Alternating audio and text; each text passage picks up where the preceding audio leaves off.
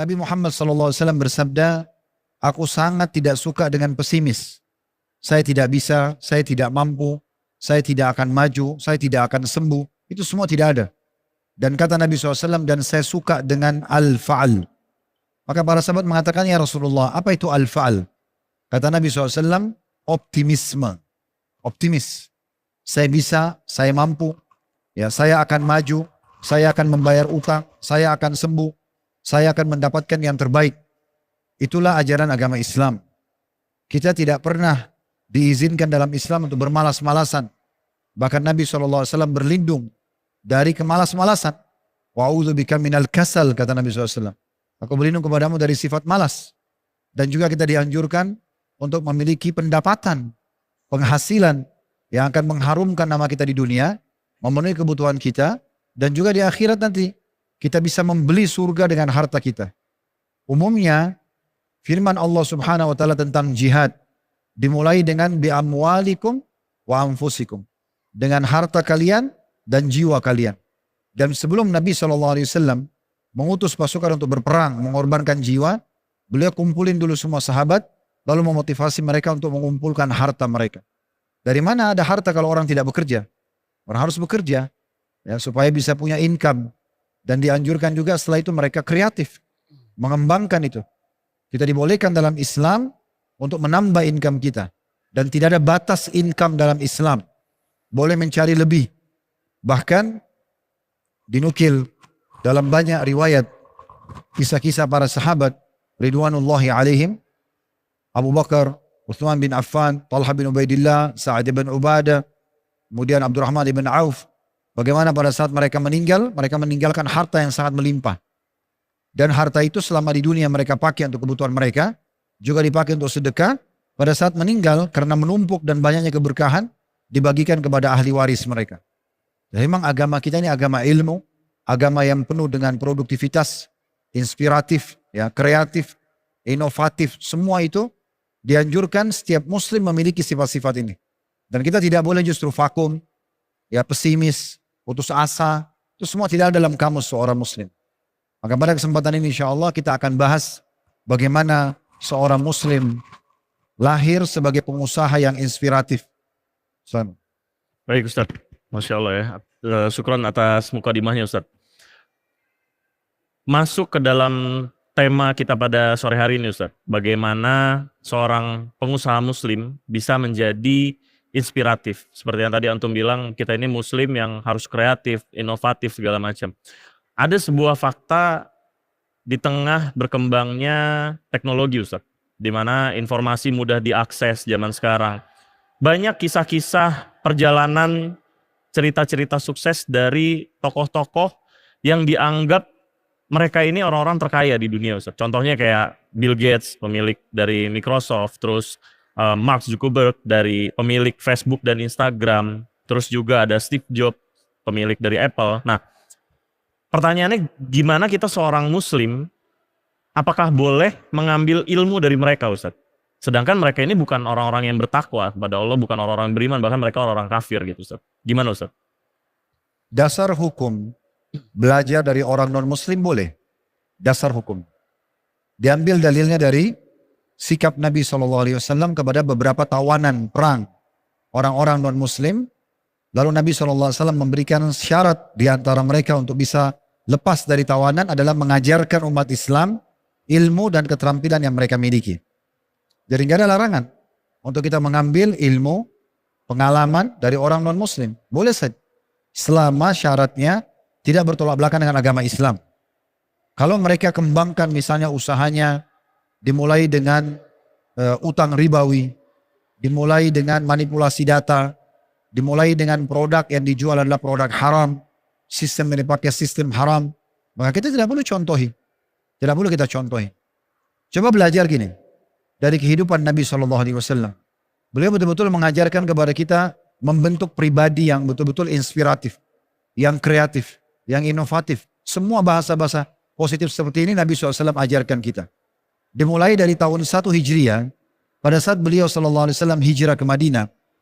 Di saat itu kota Madinah kecil. Di hari ini sekarang, kota Madinah saja masih termasuk kota kecil kalau dibandingkan kota-kota dunia. Apalagi di masa itu. Belum ada media kayak sekarang. Belum ada transportasi kayak sekarang. Jadi sangat ketinggalan kalau kita bandingkan dengan waktu kita sekarang dari sisi teknologinya. Dan juga ya perkembangan dunia bisnis, dunia politik luar biasa gitu. Tapi di masa itu ada dua negara adik kuasa yang menguasai dunia. Di timur Jazirah Arab itu ada Persia. Irak, Iran, Rusia, Afghanistan. Namanya Persia, kerajaan besar. Mereka punya peradaban, mereka punya perekonomian, mereka punya militer, mereka punya sistem politik, semuanya berkembang pesat. Di barat Jazirah Arab di Afrika dan juga utaranya, utara barat jadi Eropa ya, itu ada Romawi, juga sama. Jadi negara adik kuasa yang kedua, dan itu memiliki peradaban, perekonomian, ya segala macam. Tapi subhanallah, tidak ada satupun riwayat dinukil kalau Nabi SAW pergi dan belajar dari mereka. Padahal beliau hijrah ke Madinah waktu itu, tujuan utamanya adalah untuk membantu negara. Supaya umat Islam punya basis kekuatan setelah 13 tahun di Mekah ditindas. Dan betul-betul beliau mendirikan negara. Tapi semuanya dibangun baru. Sistem perekonomian baru, sistem militer baru. Ya. Bahkan dunia waktu itu sempat kaget dengan kekuatan ekonomi yang dibangun oleh Nabi SAW. Bagaimana dalam 10 tahun berkuasa di Madinah, seluruh Jazirah Arab takluk di tangan muslimin. Dan ekonominya berkembang, militernya berkembang. Terbukti sekitar 6-7 tahun setelah meninggalnya Nabi SAW. Jadi Nabi SAW meninggal tahun 11, tahun 15 Hijriah, Umar bin Khattab mengutus pasukan untuk menembus wilayah negeri Syam. Dipimpin oleh Abu Ubaidah bin Jarrah. Waktu itu wilayah itu dikuasai oleh orang-orang Romawi. Dan dipimpin juga oleh Khalid bin Walid, dua sahabat Nabi yang mulia. Dan berhasil menaklukkan wilayah Romawi yang pada saat itu mereka sudah lebih pengalaman dari sisi militer, dari sisi perangkat-perangkat perangnya ya. Sudah ada kapal perang, mereka sudah punya baju besi buat kudanya, mereka sudah punya banyak sekali. Model-model seperti model meriam, itu sudah ada di masa-masa itu ya. Walaupun mereka masih menggunakan batu misalnya. Tapi umat Islam yang lahir dari didikan Nabi SAW tidak tahu keterampilan itu. Mereka mengembangkan keterampilan perang sendiri dan akhirnya berhasil melakukan negara Eropa ya pada saat itu Romawi. Di tahun 16 Hijriah juga ditembus wilayah Persia dan takluk tangan kaum muslimin. Itu luar biasa. Kalau antum sudah dengar alhamdulillah. Kalau belum dengar kisah Tulaih ya. Ini Tuwailih bin Khuwailid, seorang sahabat Nabi. Waktu dia diutus menjadi mata-mata muslimin agar mencari tahu jumlah pasukan Persia yang waktu itu jumlahnya sekitar 200.000 orang. Beliau jalan dan beliau mengecek ada kumpulan pasukan 50.000 orang. Setelahnya lagi ada 50.000, setelahnya lagi ada 100.000. Dia sendirian, dia datang menembus pasukan-pasukan tersebut, mengecek jumlahnya sampai dia tiba di ekornya pasukan Persia, jumlahnya 100.000 orang. Dan waktu itu ada panglima perangnya di situ memiliki tenda berwarna putih, memiliki kuda berwarna putih. Tulaiha radhiyallahu anhu datang, kemudian tahu kalau itu tenda panglima perangnya mereka, menebas tali kemah itu, meruntuhkan kemahnya, mengambil kuda panglima perang mereka yang berwarna putih itu, dan kemudian pergi meninggalkan kemah mereka. Hampir seluruh pasukan Persia berusaha mengejar, tidak berhasil. Dan akhirnya beliau dikejar oleh 3 orang. Yang satu mengejarnya, berhasil dapat Tulaiha. Tulaiha duel menang. Padahal Tulaiha ini orang yang tidak pernah keluar dari Jazirah Arab. Kemudian datang orang yang kedua, menyerang juga mengejar, dibunuh juga oleh Tulaiha. Datang orang ketiga, menyerang Tulaiha dan juga dikalahkan oleh Tulaiha, tapi Tulaiha nggak bunuh. Ditawan, diikat, disuruh jalan di depan kuda, kemudian didorong masuk ke pasukan muslimin, dibawa. Lalu dia mengatakan kepada Sa'ad bin Abi Waqqas, panglima perang waktu itu, saya telah berhasil mengetahui jumlah mereka dan menjatuhkan kemah pimpinan mereka, mengambil kudanya ini dan saya menawan orang ini. Maka Sa'ad berterima kasih pada Tulaiha. Tapi orang Persia yang ditawan oleh Tulaiha itu memberikan pengakuan. Dia bilang, sebelum kalian menanyakan banyak hal tentang pasukan kami, boleh nggak kalian jelaskan siapa orang yang tawan saya ini? Maka kata pasukan muslimin, dia salah satu dari prajurit umat Islam. Tulaiha bukan panglima perang. Karena Tulaiha ini dulu pernah ngaku nabi palsu. Setelah Nabi SAW meninggal, dikalahkan oleh Khalid bin Walid, lalu dia masuk Islam kembali. Lalu dia menjadi pasukan muslimin. Maka dikatakan ini pasukan biasa dari kalangan muslimin. Dia mengatakan, sebagai jawaban ya, yang saya ingin sampaikan jujur dari saya, kata pasukan prajurit Persia yang ditawan. Saya belum pernah menemukan ada orang seberani orang ini, sekuat orang ini, dan seterampil orang ini. Dalam perang maksudnya. Perlu Anda semua ketahui bahwasanya dia berjalan begitu jauh untuk datang ke inti pasukan kami, lalu meruntuhkan kemah panglima kami yang dikepung dengan sekian puluh ribu orang, kemudian mengambil kudanya sebagai tawanan perang, lalu kemudian dia pergi pulang ke sini. Di tengah jalan, dia dikejar oleh 3 orang, saya salah satunya. Perlu Anda ketahui, 3 orang ini semuanya sepupu. Saya sama 2 sepupu saya sudah dibunuh oleh dia. Dan kami bertiga adalah prajurit terbaiknya Persia. Dikalahkan oleh Tulaiha. Mereka itu punya keterampilan, punya peradaban, punya segala macam, tapi umat Islam lahir dengan ciri khasnya sendiri. Apa maksudnya? Panjang lebar saya ceritakan teman-teman sekalian. Jangan karena ada satu orang non-muslim tampil, berhasil dengan produknya, kemudian kita menganggap, oh mereka hebat ya, sehingga semua kiblat kita menuju ke mereka. Ini keliru. Mereka seperti umumnya orang-orang, karena mau belajar, mau berkreasi, mau inspirasi, maka akhirnya mereka berhasil. Kan itu kata kuncinya sebenarnya. Tapi bedanya, Islam ini datang menggambarkan kalau kita niat mencari rezeki halal, menuntut ilmu karena agama, ada selain keuntungan dunianya, kita akan dapat keuntungan akhiratnya, ada pahalanya. Jadi kalau saya simpulkan, boleh kita belajar dari non-muslim, selama tidak ada pelanggaran agama. Tapi coba kita kembangkan dengan inovasi dari diri kita sendiri. Jangan merasa kecil hati. Ya, dulu tidak lebih dari 200 tahun dari sekarang, terus ke belakang sampai di masa Nabi SAW, umat Islam itu menjadi sumber inspirasinya dunia. Kita yang dilihat oleh orang-orang. Ya, sekarang sekitar 150 tahun lah mungkin ya. Kita sekarang yang berkiblat kepada orang-orang non-muslim. Mereka justru yang kembangkan perekonomian, peradaban. Lalu kita mencontohi mereka. Ini agak unik ya. Seakan-akan kita kehilangan kepercayaan diri kita. Maka saya sarankan generasi muda muslim kembali membaca bagaimana orang-orang sebelum kita dari kalangan salafus saleh, sahabat, tabi'in, mereka berkembang karena berpegang teguh pada agama ini dan mereka akhirnya menjadi contoh bagi dunia. Harusnya seperti itu. Ya.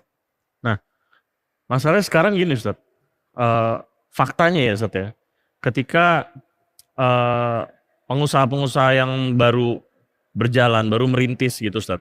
Mereka ini selalu menjadikan tolak ukurnya itu, role modelnya itu orang-orang yang sukses, dalam arti mereka ini suksesnya itu hanya terlihat pamer kekayaan, pamer mobil, pamer harta, benda yang berlimpah gitu. Sedangkan mereka bukan orang-orang yang bertakwa gitu. Dan mereka berpikir, kenapa kok saya yang beriman, kayak usaha tuh kayak susah banget gitu.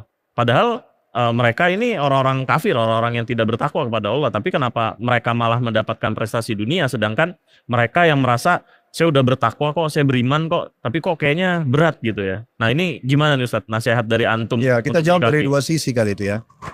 Pertama sekali sabda Nabi SAW renungi ya. Kata Nabi SAW, Allah akan memberikan harta kepada orang yang dia cintai dan tidak dicintai. Orang beriman dan orang kafir akan dikasih harta. Dan Allah tidak akan memberikan iman kecuali Allah tidak akan memberikan iman kecuali pada orang-orang yang dicintai saja. Jadi memang kalau antum menjadikan tolok ukur kesuksesan itu adalah memiliki harta banyak, lalu kita melihat orang non muslim sebagai patokannya, ini keliru. Apalagi kadang-kadang kita tidak fair ya. Kita tidak fair. Kita mempertemukan antara satu orang non muslim yang kaya dengan orang muslim yang miskin. Ini nggak adil namanya. Kalau mau fair, pertemukan antara orang non muslim yang kaya dengan orang muslim yang kaya. Baru kita masuk dalam kehidupan mereka, kita akan lihat bagaimana perbedaannya. Kita akan temukan kehidupan si muslim ini penuh dengan keberkahan, ya, penuh dengan keberhasilan yang luar biasa. Karena hidupnya dipenuhi dengan sedekah, berbagi dengan orang lain. Beda sekali. Mereka jauh dari minuman keras, mereka jauh dari perselingkuhan, karena mereka tahu itu haram. Kalau non muslim tidak punya itu. Saya pernah kedatangan seorang jemaah travel kami, Uhud Tour. Dia kebetulan seorang pengusaha dari Lombok, rahimahullah, meninggal. Saya sering sampaikan di pengajian ceramah ini, kisah beliau karena memang agak unik gitu ya. Beliau berhasil sekali di NTB dan NTT sana jualan. Kalau nggak salah waktu itu beliau jualan head. Dan ada partner bisnisnya orang Chinese non-Muslim di Mangga 2 di Jakarta. Kemudian mereka datang berdua di restoran kami, ngobrol lah si Muslim ini. Nanyain masalah rumah tangga, nanyain masalah pekerjaan. Biasa kalau orang ketemu sama Ustadz tanya hukum agama. Saya jawab semuanya. Setelah saya jawab, tiba-tiba temannya dia non-Muslim ini, yang termasuk orang kayanya di Jakarta, dia bilang, Ustadz saya bisa bertanya nggak? Orang Chinese, Nasrani, ya. Terus saya bilang, kalau Anda mau tanya silakan. Tapi saya akan jawab sesuai dengan agama Islam. Dia bilang, nggak masalah Ustaz. Karena masalah yang dihadapi oleh teman saya ini, tunjuk yang Muslim, sama yang saya hadapi. Sama masalahnya dihadapi di rumah tangga, sama masalahnya dihadapi pekerjaan. Dan jawaban tadi itu sepertinya saya juga butuh. Jadi sebenarnya, kita jangan cuma secara kasat mata. Gitu. Oh, orang ini punya mobil. Orang non-Muslim teman-teman, dia nggak kenal namanya riba. Sehingga dia pinjam cicil mobil yang mewah pun dengan cara riba gak masalah bagi dia. Dia punya rumah mewah, bagi dia gak ada masalah dengan transaksi ribawi. Dia cicil dengan ribawi. Kalau kita tidak ada seperti itu, kan gitu. Tapi kalau kita fair pertemukan ini sama Muslim yang taat, kita akan temukan Muslim, dia cash and carry. Bayar cash, bawa pulang, selesai. Gak ada beban hutangnya, gak ada beban ribanya. Kalaupun dia harus pakai utang, transaksi, maka dia akan pakai sistem murabahah. Beli putus.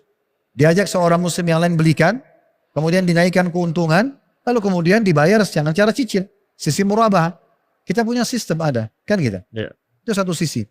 Jadi harus kita pahami baik-baik ya, dan adil mempertemukan antara Muslim, non-Muslim yang kaya sama Muslim yang kaya.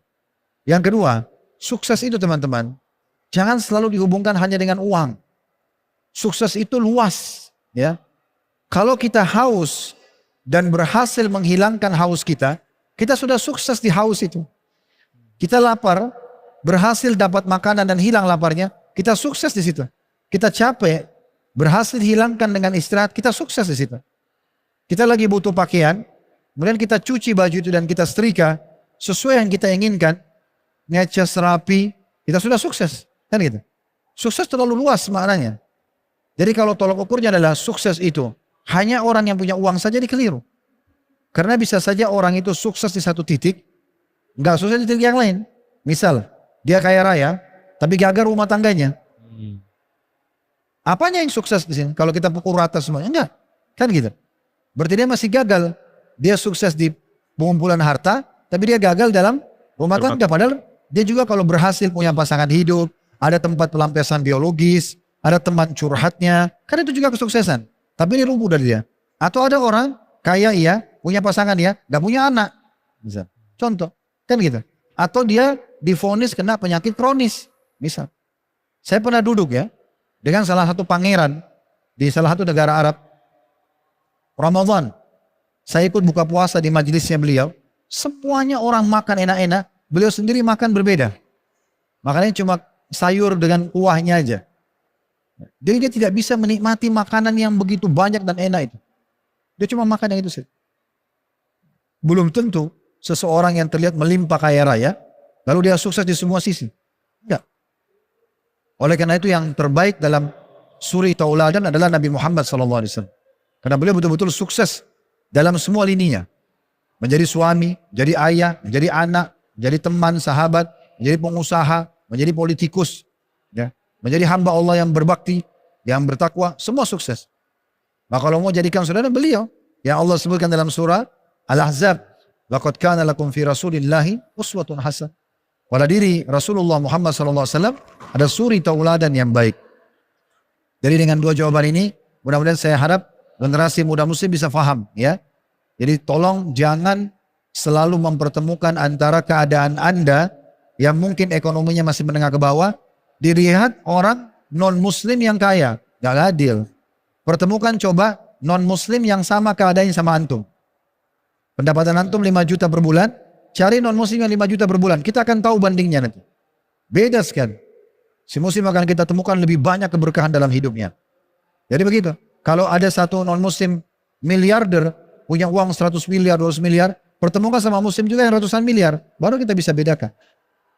Sisi yang kedua tadi, ingat, sukses itu sangat luas. Dan jangan kita menilai orang itu sukses hanya satu substansial saja. Karena dia punya harta. Tapi belum tentu dia sukses dalam rumah tangganya, atau anaknya, atau persahabatannya, dan seterusnya. Masya Allah. Berarti artinya dari pencapaian-pencapaian kecil dalam kehidupan itu juga bisa jadi nilai-nilai kesuksesan ya Ustaz ya? Ya. Dan itu sebuah nikmat yang harus disyukuri. Insya Allah. Nah, menarik Ustaz, tadi Antum sempat membahas suri tauladan kita adalah Rasulullah SAW. Nah, ini banyak juga Ustaz yang di luar sana ya, mudah-mudahan mungkin di sini sudah banyak yang mengenal Rasulullah. Orang itu banyak mendengar kisah Rasulullah ini adalah hidupnya itu susah Ustaz.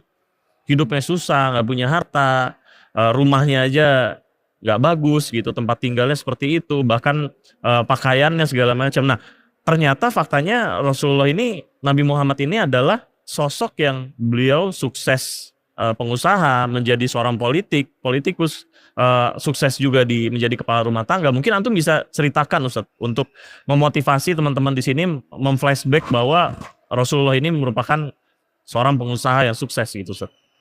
Yang pertama saya perlu berikan gambaran dan bantahannya sekaligus. Kalau ada yang pernah berpikir Rasulullah SAW itu miskin, pengangguran, orang susah, ini semua berita salah, keliru. Terbantahkan semuanya. Ya. Pertama sekali, Nabi SAW menjadi Nabi itu selama 23 tahun. 23 tahun. Dari umur 40 sampai 63 tahun. 13 tahun beliau habiskan di Mekah, 10 tahun di Madinah. 23 tahun. Sebelum jadi Nabi, ini yang perlu kita rentet kisahnya. Kalau setelah jadi Nabi, ada wahyu, beliau punya kewajiban mendakwahi umat manusia, ya udah itu berbeda. Karena beliau sudah mulai fokus untuk mengajarkan syariat Allah SWT. Tapi sebelumnya, Nabi SAW itu adalah seorang kreatif, inovatif, orang yang sangat luar biasa. Dimulai dari umur 8 tahun. 8 tahun itu berarti kalau kita sekarang masih kelas 2 SD. Kelas 2 SD. Umur 8 tahun beliau disponsori oleh pamannya Abu Talib. Dan Abu Talib ini rumahnya kecil di Mekah.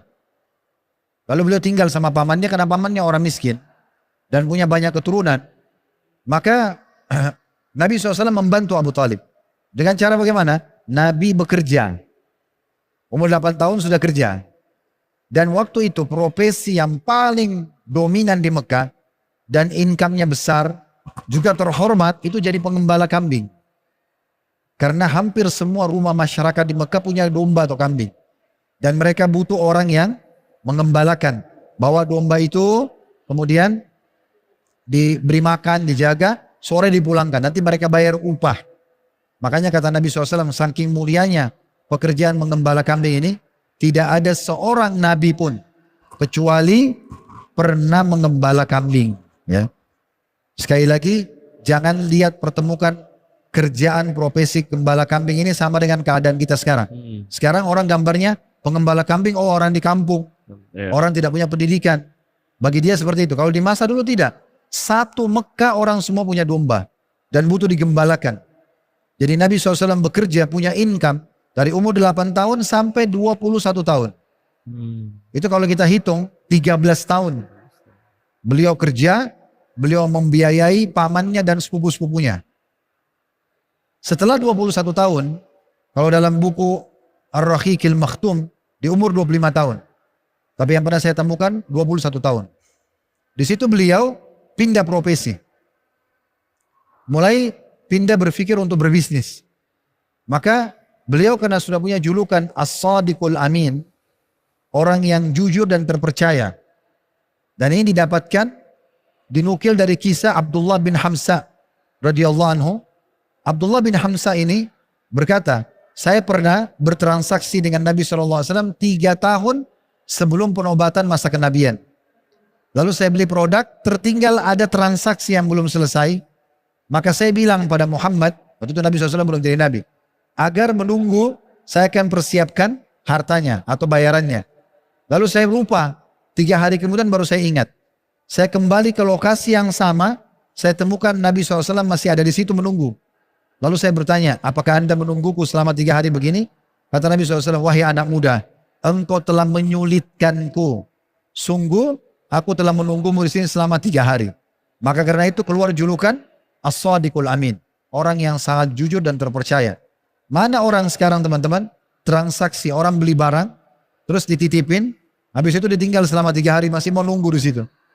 Mungkin ya sudahlah, orang sudah pergi, nggak ada. Dia sudah dapat uangnya, produknya juga sudah laku tapi masih disimpan sama dia bisa ambil. Tapi karena kejujuran beliau tidak itu. Mulailah karena julukan itu ada pada beliau, orang mau titipin dombanya.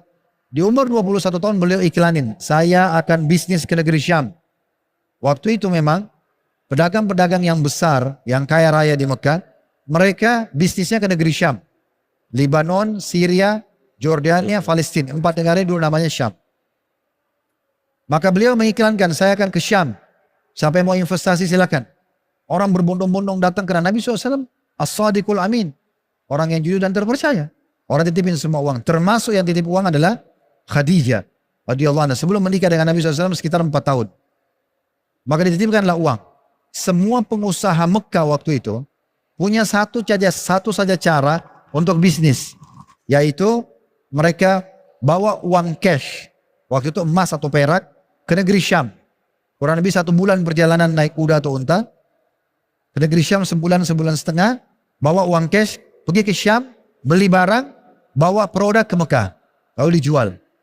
Nabi SAW pertama sekali beliau jalan ke negeri Syam. Beliau melihat strategi ini kayaknya tidak ada inovasinya. Begitu semuanya sama. Dan beliau lihat di Mekah itu ada produk lokal. Ada produk lokal. Maka semua uang yang dititipkan kepada beliau, diinvestasikan, beliau beli dulu produk Mekah, habis semua. Dalam bentuk produk, kayak kita misalnya orang Indonesia, daripada kita transfer uang ya ke Cina misalnya untuk beli barang sekarang, udah kita bawa produk Indonesia, jual di sana gitu. Seperti itulah. Nabi SAW beli dulu semua produk Mekah, dibawa dalam bentuk produk ke negeri Syam. Lalu beliau jual di pasar Syam. Laku, dapat keuntungan, modal kembali, beliau beli produk Syam baru dibawa ke Mekah. Jadi dengan sistem ini beliau untung 2 kali. Belum pernah ada orang Mekah punya ide pada masa itu. Ini kan inspirasi yang bisa kita ambil. Karena kreativitas beliau, inovasi beliau. Dan sederhana hanya lihat pasar. Oh ternyata saya coba dengan cara seperti ini. Dan bisnis itu serta kehidupan memang negosiasi. Ya, kita harus negosiasi. Bagaimana kita negosiasi dengan keadaan kita, dengan lingkungan kita, dengan kalau kita misalnya investor kita yakinkan mereka ada cara yang lain, ada produk yang berbeda, kemudian kita bisa menunjukkan kualitas kita seperti itu. Lalu Nabi SAW menjadi pengusaha yang sangat sukses. Saking suksesnya, Khadijah mengirim seorang wanita sehingga saya namanya Nafisa untuk berbicara dengan Nabi SAW. Kalau Nabi mau menikah, Khadijah bersedia. Maka menikahlah Nabi SAW dengan Khadijah. Dan Khadijah ini punya rumah di Mekah di satu komplek. Ya, itu mirip dengan kita Menteng kalau di Jakarta. Paling elit di Mekah itu daerah tempatnya Khadijah. Khadijah, Abu Bakar Siddiq, Utsman bin Affan, Abdurrahman bin Auf, ini semua nanti yang masuk Islam jadi orang-orang kaya. Abu Lahab, Abu Jahal, Umayyah bin Khalaf. Ini satu kompleks semua ini. Rumah-rumah yang paling elit di situ. Ya. Nabi SAW tinggal di situ. Makanya riwayat tentang teguran Nabi SAW, bagaimana Abu Jahal, Umayyah bin Khalaf, mereka bermuamalah buruk dengan tetangga mereka. Karena setiap hari Nabi kalau keluar, Nabi temukan di depan rumah beliau ada sampah. Ditaruh oleh tetangga-tetangganya yang kaya-kaya ini, ya kafir pada Allah Subhanahu Wa Taala. Maka Nabi SAW dengan senyum sambil mengatakan, beginikah kalian bermuamalah dengan tetangga? Lalu Nabi bersihkan, lalu Nabi pindahkan ke tempat sampah. Jadi Nabi SAW orang yang kreatif. Orang yang punya sumber income. Kalau ada yang mengatakan Nabi pengangguran, Nabi orang miskin, ini keliru. Ya. Beliau sangat kaya. Setelah beliau mengembangkan usaha sampai dinobatkan jadi Nabi, dan usahanya sudah berkembang. Jadi kalau kita lihat masa mengembala domba mulai bekerja, 8 sampai 21 tahun, 13 tahun. Menjadi pengusaha dari 21 tahun sampai 40 tahun. Itu 19 tahun. Jadi pengusaha. Kalau kita gabung ini, 13 tahun jadi pengembala domba, bekerja cari income. 19 tahun jadi pengusaha, pebisnis. Itu 32 tahun. Nabi SAW menjadi pengusaha. Tidak ada orang usaha 32 tahun tidak ada income, itu gak mungkin. Sudah sukses. 32 tahun punya income, gitu kan? Beliau berhenti berbisnis setelah jadi Nabi. Dan itu pun tetap usahanya berjalan. Dan Khadijah mensupport beliau dengan hartanya. Setelah hijrah ke Madinah, beliau jadi raja, beliau punya income. Nabi SAW punya pendapatan, ya, dari kebun kurma, ada pendapatan Nabi SAW. Kalau orang mengambil contoh tentang rumah Nabi kecil, jangan dianggap orang rumahnya kecil miskin. Ini salah, ya. Tidak semua orang rumahnya kecil itu miskin. Rumah Nabi SAW kurang lebih lah ya. Mungkin kalau sekarang itu tanah rumah beliau sekitar mungkin seperkiraan saya 500-600 meter. Itu bukan rumah yang kecil. Betul yang beliau, karena rumah beliau dibagi untuk 9 orang istri kan gitu. Semua dibuatkan rumah, ini masjid, ini rumah Ummahatil Mukminin. Ada 9. Dan masjid sendiri itu adalah tanahnya Nabi. Karena tanah Masjid Nabawi beliau bayar pakai uangnya. Kalau pernah baca dalam sejarah Nabi, waktu Nabi hijrah ke Madinah, unta beliau itu duduk di lokasi Masjid Nabawi sekarang. Dan beliau tanya, siapa pemilik tanah ini? Mereka bilang ada 2 anak yatim. Kata Nabi SAW, saya ingin transaksi, mau beli tanah ini. Pakai uang beliau sendiri.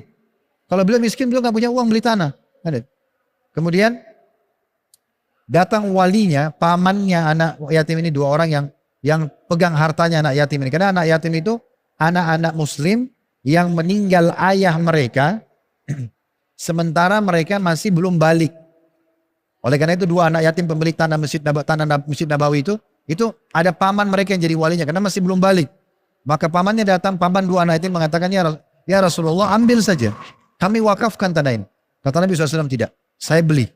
Mau beli, saya beli. Kalau enggak, saya enggak terima. Maka Nabi beli tanah itu. Jadi Nabi beli tanah, lokasi Masjid Nabawi, lokasi Sufa. Sufa itu yang ada di belakangnya, belakang masjid, bisa nampung 300 orang sahabat. 300 orang sahabat. Ya, kalau 300 orang sahabat itu berapa banyak? Ya, berapa luas tempatnya? Untuk mereka tidur kayak pesantren ya. Tidur di situ, makan di situ, dan Nabi biayai hidup mereka. Serta rumah Nabi 9 berdekat-dekatan. Tadinya cuma 8, 1 agak di ujung. Tapi akhirnya mendekat dengan Masjid Nabawi. Ini semua lokasi. Bahkan lebih dari itu ya. Kalau kita cek perkiraan mungkin di atas 1000 meter kali. Ya. Itu sudah milik Nabi SAW. Beliau langsung tunjukkan kepada kita. Beli tanah untuk wakaf masjid. Buat pesantren, buat para penuntut ilmu. Ya, dikenal dengan Ashabus Sufa. Buat rumah 9 buat beliau. 9, bukan 1. Kalau ada yang mengatakan rumah Nabi kecil, kan ada tidak faham ini. Nabi memang mau hidup sederhana. Bukan beliau miskin. Karena dalam Islam kita ada konsep tawadhu, merendah karena Allah. Kan itu. Dan Nabi SAW tidak pernah melarang sahabat-sahabat yang punya rumah besar. Tidak pernah. Utsman bin Affan, anak mantu beliau rumahnya besar sekali di Madinah. Tapi Nabi SAW tidak pernah tegur. Biarkan. Gitu kan. Abdurrahman ibn Auf rumahnya besar, bertingkat bahkan. Dan perlu juga antum tahu ya, rumah Nabi SAW itu bertingkat ya. Bukan 1 lantai. Pak. Sekarang di tower jam di Mekah, clock tower itu, kalau satu waktu nanti insya Allah untuk umrah atau haji ya, masuk ke tower jam yang besar itu, masuk ke pintu utamanya, itu langsung begitu masuk terlihat di lantai 3, tulisan besar dalam bahasa Arab sama bahasa Inggris, Museum Sirah Nabawi. Kalau antum masuk ke situ, nanti antum akan masuk ke satu ruangan, diilustrasikan rumahnya Nabi. Ilustrasikan rumahnya Nabi. Jadi kita seakan-akan masuk ke dalam rumah beliau. Dindingnya, lantai 1 sama lantai 2, tempat tidur beliau, dan segala macam. Memang terlihat sederhana, tapi bukan berarti beliau miskin. Luasnya, luas tanahnya luas, tapi di masa itu, beliau memang ingin hidup seperti itu. Beliau ingin hidup seperti itu. Dan beliau mengatakan, ingatlah, kebahagiaan seseorang itu memuncak. Saya ulangi lagi. Kata Nabi SAW, kebahagiaan seseorang memuncak kalau berkumpul padanya 4 hal. Istri yang salehah, rumah yang tetangga yang baik, lingkungan yang baik, rumah yang luas, dan tunggangan yang nyaman. Ya, pasangan yang baik, tetangga yang baik. Tetangga ini lingkungan. Mungkin kalau antum sekarang tinggal di lingkungan komplek yang bagus, orang-orang berpendidikan semua, antum selamat, tidak terganggu, kan itu. Lingkungan yang baik. Rumah yang luas, Nabi yang bilang. Rumah yang luas. Rumah luas butuh uang, gitu kan. Dan juga tunggangan yang nyaman.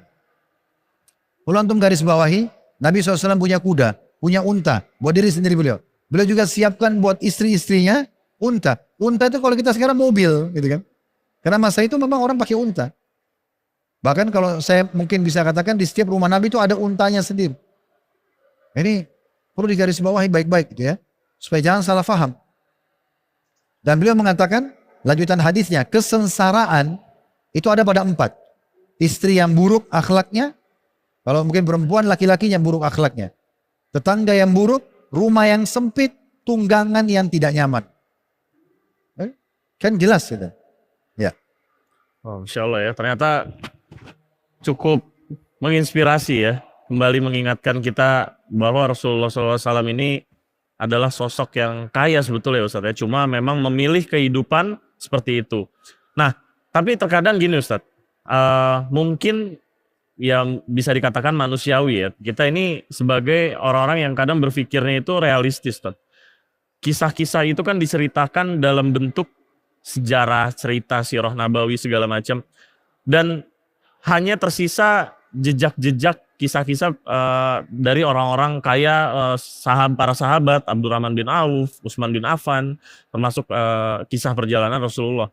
Nah, kira-kira di zaman sekarang Ustadz, mungkin ini juga bisa jadi sebuah inspirasi bagi para pemuda yang bisa menjadikan, oh ada loh ternyata pengusaha muslim yang bisa kita jadikan role model nih saat ini. Mungkin antum ada bisa ceritakan Ustadz ke kita Ustadz. Kalau ini terlalu banyak ya. Bukan 1, 2. Gak usah jauh-jauh. Di kota misalnya kalau antum tinggal di Tangerang sini, atau yang tinggal di Jakarta. Saya mau tanya, apa tidak ada muslim yang kaya? Terlalu banyak. Terlalu banyak. Orang jajaran pemerintahan kita, dari presiden, wakil presiden, menteri, anggota kabinet, ya, rata-rata muslim. Mereka miskin atau kaya?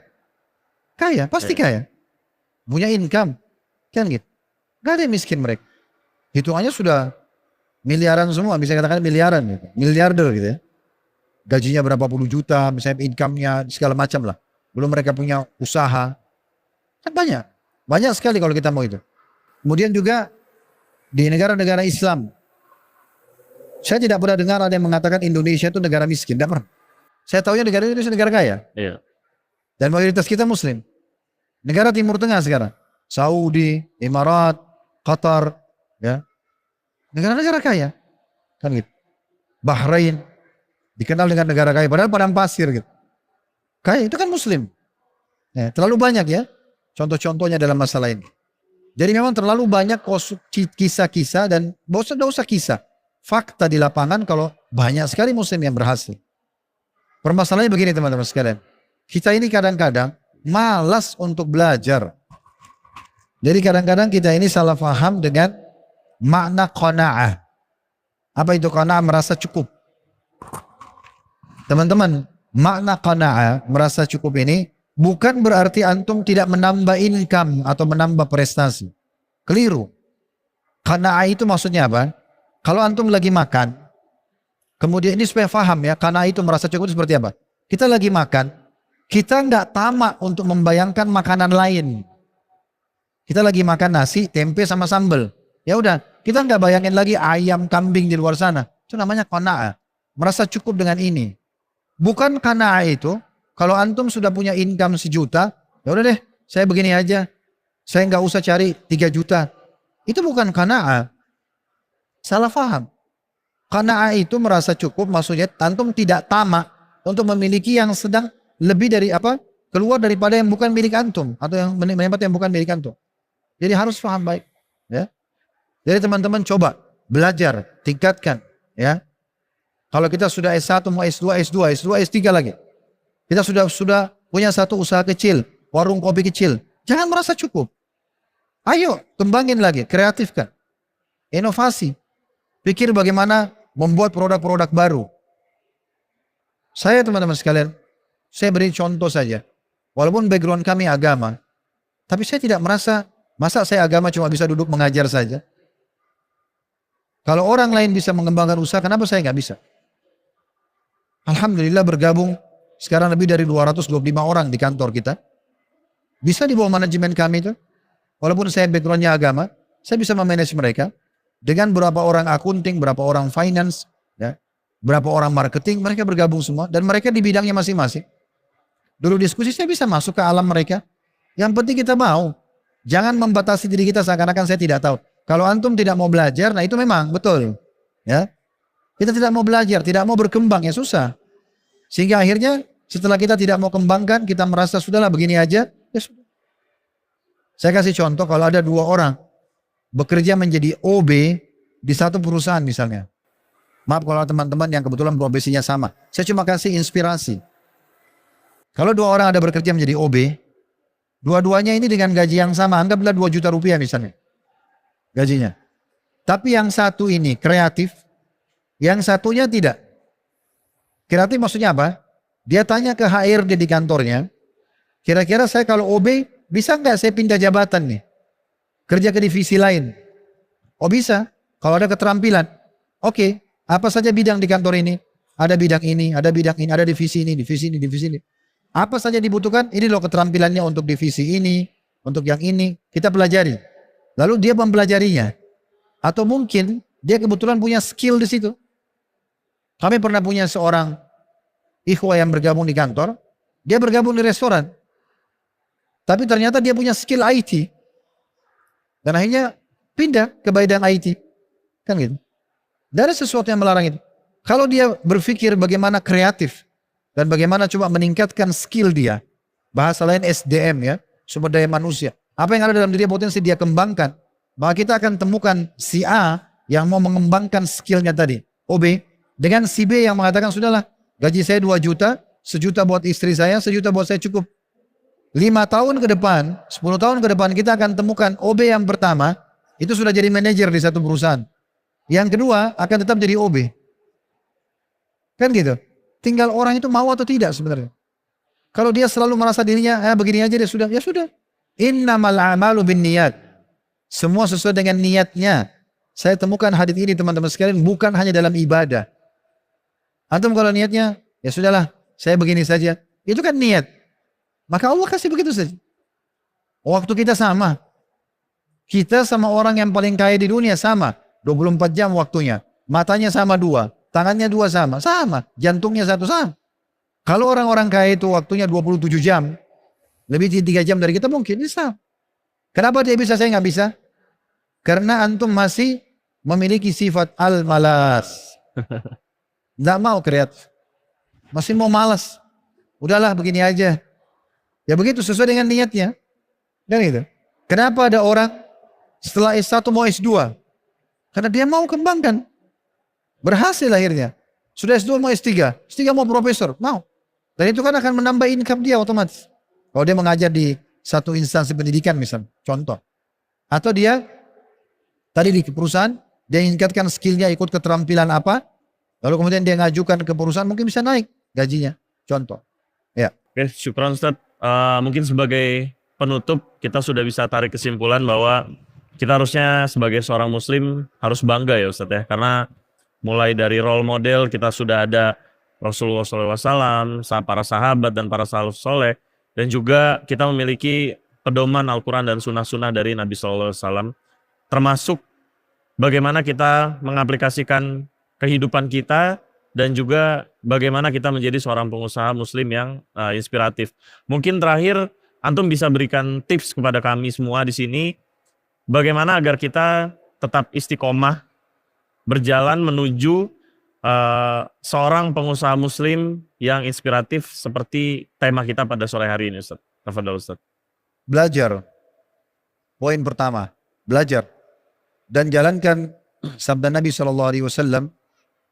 Inna Allah yuhibbu min abdin idha amila amalan an yutqinahu. Allah itu sangat cinta seorang hamba kalau dia mengerjakan satu perbuatan dia menguasainya. Belajar terus teman-teman sekalian sampai antum menguasainya. Kita profesional di bidang itu. Dan jangan pernah membatasi diri dengan satu keterampilan. Pernah lihat ada seorang pengusaha punya restoran, punya ini, punya itu, punya. Kenapa dia bisa? Karena dia tidak mengurung dirinya dengan satu keterampilan. Selama ada peluang dia masuk ke situ. Belajar, tanya. Tidak ada kata malu dalam belajar. Bertanya, duduk sama orang. Dia berusaha kuliner. Apa kata suksesnya? Kenapa? Kenapa sering ada cerita Pernah lihat ya inspirasi sukses ya. Kisah orang sukses. Dipanggillah seorang pengusaha yang berhasil booming restorannya, booming hotelnya misalnya. Kenapa? Karena untuk memberikan inspirasi kepada masyarakat bisa loh. Bukan tidak bisa kan gitu. Tapi dengan cara belajar. Nggak bisa tidak. Belajar, kuasai bidang itu sampai kita kuasai, insya Allah kita profesional di situ. Ya. Yang kedua, yang harus diperhatikan baik-baik bagi pengusaha muslim, harus antum mulai dengan sesuatu yang halal. Modal halal, sistem halal, produk halal. Mulai dengan ini, supaya ada keberkahannya. Ingat itu, modal halal. Modal halal tadi saya sudah kasih contohnya. Cari pengusaha muslim yang modalnya halal, ajak dia investasi. Kita buat proposal yang bisa membuat orang yakin. Kita punya sampel produk, kita bisa berikan dia coba. Misal, kan gitu. Sistemnya juga kita tanya para asatidzah kita. Tanya, ini kalau saya jualan dengan sistem seperti ini, boleh nggak sih? Nggak boleh ada riba, nggak boleh ada gharar, ya, merugikan satu dari dua pihak, nggak boleh ada kezaliman. Itu kan semua harus dihindari. Dan ingat produk yang dijual halal, modal halal, sistem halal, ya, kemudian produknya halal. Mulai dengan itu. Setelah punya ilmu, mulai dengan 3 hal tadi. Itu di poin kedua. Yang ketiga, teman-teman sekalian, jangan pernah pisahkan ekonomi dengan sosial.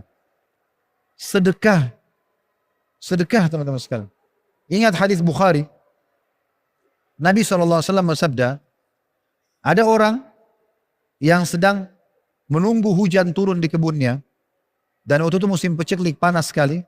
Lalu dia melihat ada awan lewat di atas kebunnya dan dia mendengar ada suara di awan itu. Dalam hadis ini disebutkan itu adalah suara para malaikat yang mengatakan, turunkanlah hujan di kebunnya fulan. Ini kebetulan kebun orang tetangga dia. Lalu kemudian diikuti sama dia awan itu berhenti betul di atas kebun orang itu, lalu turun hujan yang lebat. Dia sempat tanya nama orang itu, ternyata betul yang disebutkan di awan itu. Lalu orang ini mengatakan, saya ingin tanya, apa rahasianya? Kenapa lagi paceklik begini kita semua tidak dapat hujan, kamu sendiri dapat hujan? Awan berhenti di atas kebunnya, khusus. Kata dia, kalau itu yang kamu tanyakan, income beliau, orang ini, saya bagi 3. Sepertiganya saya sedekahkan, sepertiga disedekahkan. Sepertiga lagi saya kembalikan sebagai modal, sepertiga lagi saya pakai untuk kebutuhan keluarga saya. Kita bukan kapitalis yang selalu berpikir untung saja. Tadi sempat disinggung sama saudara kita kan. Jadi kita harus berpikir teman-teman, ada satu investasi yang bisa mendatangkan keberkahan rezeki, yaitu sedekah, yang ini di luar daripada akal sehatnya manusia. Makin banyak antum sedekah, maka makin terbuka pintu rezekinya. Renungi firman Allah Subhanahu wa taala di dalam surah Saba, surah nomor 34 ayat 39. Potongan ayatnya, wa ma anfaqtum min syai'in fa huwa yukhlifu. Apapun yang kalian infakkan di jalan Allah, maka dia pasti akan ganti. Dan kata Nabi SAW, la yanqusu malu min sadaqah. Tidak akan berkurang harta seorang karena sedekah, dalam riwayat lain balizdat, tapi akan bertambah. Sedekah. Coba keluarkan. Saya kadang-kadang kalau orang datang di restoran, saya udah buat satu sistem di kantor namanya FOC, free of charge. Boleh gratis, kita gratisin orang. Karena ada tamu saya atau jemaah saya bilang, Ustaz, gak enak, saya gak bayar. Saya bilang, jangan. Dengan saya gratisin antum makan, ini mendatangkan keberkahan buat restoran, jangan ditolak. Kita gak gratisin semua konsumen. Tapi kalau kita punya tamu, kita punya kerabat, berbagi. Kan gitu. Kasih orang, sedekah. Ada hari tertentu, kasih makan pegawai. Ada tertentu sedekah kepada orang-orang di luar. Itu mendatangkan keberkahan. Kemarin pada saat pandemi teman-teman sekalian, omset kami naik 2 kali lipat. Tutup, lockdown waktu itu, kita naik 2 kali lipat. Kuasa Allah SWT. Ya. Karena kita tetap yakin Allah SWT memberi rezeki dan kita tidak pernah berhenti untuk sedekahnya. Bagi kepada orang. Subhanallah datang. Saya ketemu sama seorang sahabat saya lah. Beliau seorang trainer nasional dalam pengembangan perhitungan keuangan perusahaan. Dia bilang, Ustaz, ada satu yang membingungkan para trainer di dunia ini. Mirip-mirip seperti saya juga, dia bilang. Itu adalah company spiritual. Perusahaan spiritual. Apa maksudnya? Perusahaan yang sibuk bersedekah membantu orang dan tidak pernah turun omsetnya. Tidak pernah turun. Sementara perusahaan-perusahaan besar justru yang tidak sedekah itu banyak turun omsetnya. Mereka tidak pernah turun. Padahal produknya biasa. Keberkahan yang didapatkan. Ya. Jangan lupa sedekah. Yang keempat, teman-teman sekalian, banyak berdoa. Banyak berdoa. Berdoa agar Allah SWT berkahi. Allah berikan tambahan. Allah luaskan. Allah tambahkan buat antum ide-ide. Berdoa kepada Allah SWT. Minta orang lain doakan. Ada orang tua minta doakan. Ada orang soleh minta doakan. Doa. Berdoa kepada Allah Subhanahu Wa Taala. Ya. Kemudian, ya, yang terakhir mungkin yang kelima, bermusyawarah, berdiskusi, ya, mencari tahu.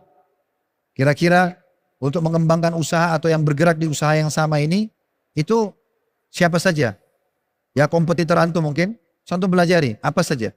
Saya kadang-kadang di kantor duduk itu, duduk sama teman-teman di manajemen. Coba kita lihat kemasan restoran sana. Oh ini seperti ini. Kadang-kadang bahkan saya suruh beli makanannya, kita tes coba. Perbedaan mereka sama kita apa? Sehingga kualitas kita selalu terjaga, bahkan kita bisa upgrade lebih baik daripada mereka. Kemasannya, kualitasnya, pelayanannya gitu ya. Supaya selalu ada kreativitas di situ. Ada inovasi.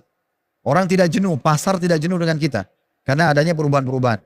Kami punya 2 chef di restoran di Condet sekarang. Ada chef manajerial, memeriksa piring, sendok, kualitas pakaian, dan segala macam penataan. Yang satu produktif. Bagaimana dia produksi produk. Saya wajibkan setiap bulan ada produk baru. Sehingga sekarang tidak kurang dari 200 menu kita punya. Gitu kan? Alhamdulillah kita bisa berhasil membuat menu makanan Nusantara, tapi yang sapi kita coba inovasikan ke domba. Lahirlah alhamdulillah coto Makassar yang tadinya sapi bisa jadi coto domba. Ada rawon domba, ada soto Banjar domba, ada soto Betawi. Kita coba kembangkan situ karena memang dasarnya restoran kami daging pokoknya domba. Itu yang sedang kami promosikan. Alhamdulillah bisa berjalan. Setiap kita terbitkan sebuah produk, selalu saja tanggapan konsumen bagus. Contoh. Nah seperti itulah kurang lebih insya Allah. Mudah-mudahan ini bisa difahami. Semoga Allah Subhanahu Wa Taala mendengarkan doa kita karena ini di hari Jumat, di sore hari waktu mustajab. Semoga semua hajat-hajat kita dunia akhirat dikabulkan oleh Allah Subhanahu Wa Taala, dimudahkan dan diberkahi. Allah selalu menambahkan ilmu buat kita, iman juga, serta harta yang melimpah yang halal, dan juga diberikan segala macam kebutuhan yang bisa meningkatkan derajat kita di dunia dan di akhirat, serta juga Allah memaafkan semua dosa-dosa kita. Ya, dan juga Allah SWT selalu menjaga negara kita agar menjadi negara yang aman, tentram, dan negara yang paling maju di muka bumi ini. Allah berikan petunjuk para pemimpin menjalankan tugas dan amanah dengan baik, dan juga Allah menolong saudara-saudara kita yang tertindas di Palestina secara khusus dan dimanapun yang sedang tertindas di Syria, di Yaman, di Irak. Semoga Allah angkat permasalahan mereka, Allah berikan kemerdekaan sempurna kepada mereka seperti Allah berikan kepada kita, dan Allah binasakan musuh-musuh mereka, dan semoga Allah satukan kita semua di surga Firdausnya tanpa hisab, mana disatukan dalam majlis ilmu yang mulia ini. Ada benar dari Allah, pada ada salah dari saya mohon dimaafkan. Baik, mungkin sekilas yang bisa kami sampaikan. Saya Marsyah, izin pamit undur diri dari hadapan Anda. Semoga apa yang kita saksikan, apa yang kita simak pada sore hari ini bisa menjadi amal ibadah untuk kita semua. Saya tutup dengan doa kafaratul majlis. Subhanakallahumma bihamdika, asyhadu an la ilaha illa anta